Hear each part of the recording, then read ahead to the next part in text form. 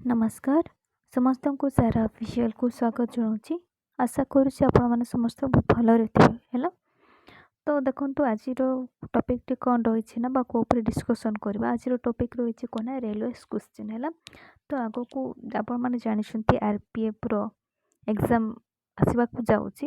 ତ ସେଇ ଉପରେ ବା ନିହାତି ଜାଣିବା ଦରକାର ଆମ ରେଲୱେ ଉପରେ ଆମର ନିହାତି ଜାଣିବା ଦରକାର ହେଲା।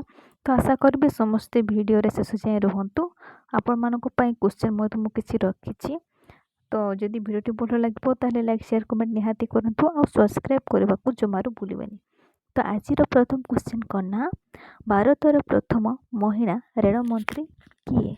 ଏହାର ସଠିକ୍ ଉତ୍ତର କ'ଣ ନା ମମତା ବାନାର୍ଜୀ। 2 ନମ୍ବର ଅଛି ରେଳ ଦିବସ ପ୍ରତିବର୍ଷ କେବେ ପାଳନ କରାଯାଏ?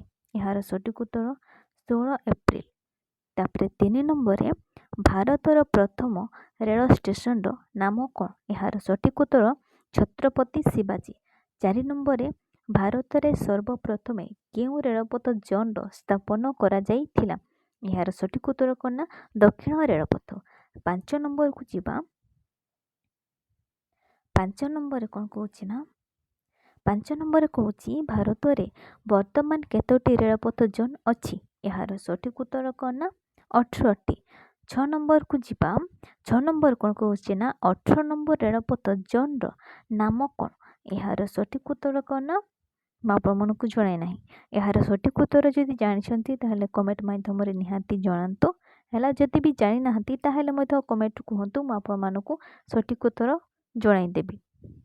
ତାପରେ 7 ନମ୍ବର କ'ଣ କହୁଛି ନା ରେଳ ଷ୍ଟେସନର ଷ୍ଟିମ୍ ଇଞ୍ଜିନ୍ର ଆବିଷ୍କାର କିଏ କରିଥିଲେ? ଏହାର ସଠିକ୍ ଉତ୍ତର କ'ଣ ନା ଏହାର ସଠିକ୍ ଉତ୍ତର ଜର୍ଜ ଷ୍ଟେଫିନସନ୍ ହେଲା, ଷ୍ଟେଫିନସନ୍। ତାପରେ 8 ନମ୍ବରକୁ ଯିବା। ଭାରତରେ ସମୁଦାୟ ରେଳ ଷ୍ଟେସନର ସଂଖ୍ୟା କେତେ? ହେଲା, ଏହାର ସଠିକ୍ ଉତ୍ତର କ'ଣ ନା 8500 ହେଲା। ତାପରେ 9 ନମ୍ବରକୁ ଯିବା। 9 ନମ୍ବର କ'ଣ କହୁଛି ନା ଭାରତରେ ବର୍ତ୍ତମାନ ରେଲୱେ ଡିଭିଜନ ସଂଖ୍ୟା କେତେ?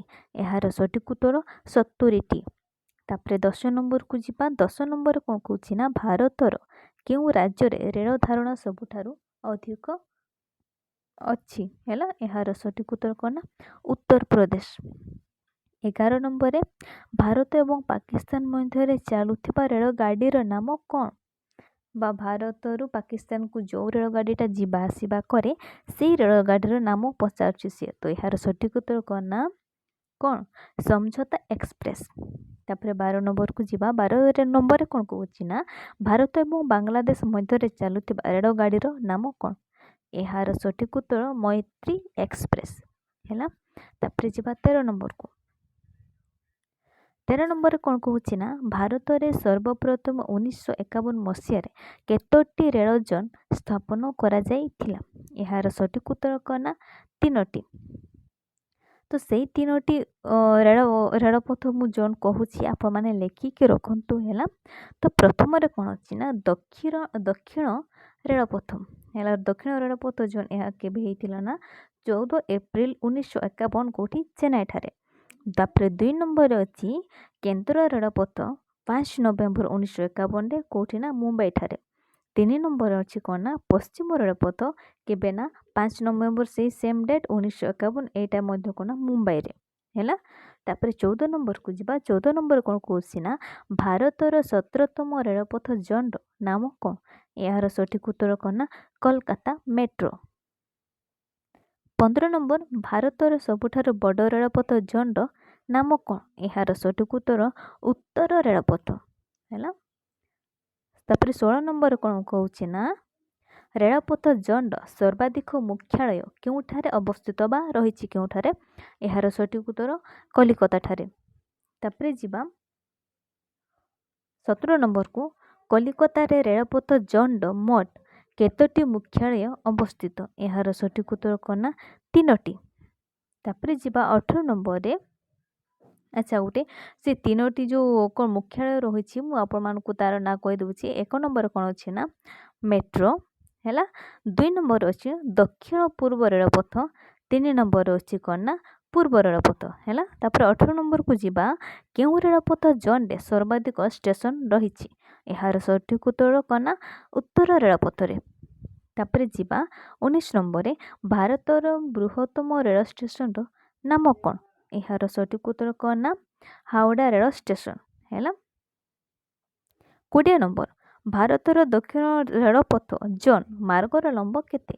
ଏହାର ଲମ୍ବ କେତେ କ'ଣ କହିছে ନା ହେଲା 15,078 କିଲୋମିଟର।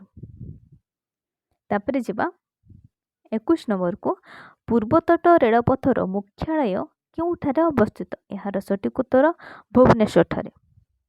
ତାପରେ ଯିବା 22 ନମ୍ବରକୁ ପୂର୍ବତଟ ରେଳପଥର ରେଳପଥ ମାର୍ଗର ଲମ୍ବ କେତେ? ଏହାର ସଠିକ୍ ଉତ୍ତର କ'ଣ ନା 2,204 କିଲୋମିଟର। ତାପରେ ଯିବା 23 ନମ୍ବରରେ ଭାରତର ପଶ୍ଚିମ ରେଳପଥ ଜୋନ୍ର ମୁଖ୍ୟାଳୟ କେଉଁଠାରେ ଅବସ୍ଥିତ? ଏହାର ସଠିକ୍ ଉତ୍ତର କ'ଣ ନା ଏହାର ସଠିକ୍ ଉତ୍ତର ଜୟପୁର ହେଲା। ତାପରେ ଆଜିର ଶେଷ କ୍ୱେଶ୍ଚନ୍ ବା 24 ନମ୍ବର ତ କ'ଣ କହୁଛି ନା ଭାରତର ସବୁଠାରୁ ସ୍ୱଚ୍ଛ ରେଳ ଷ୍ଟେସନର ନାମ କ'ଣ?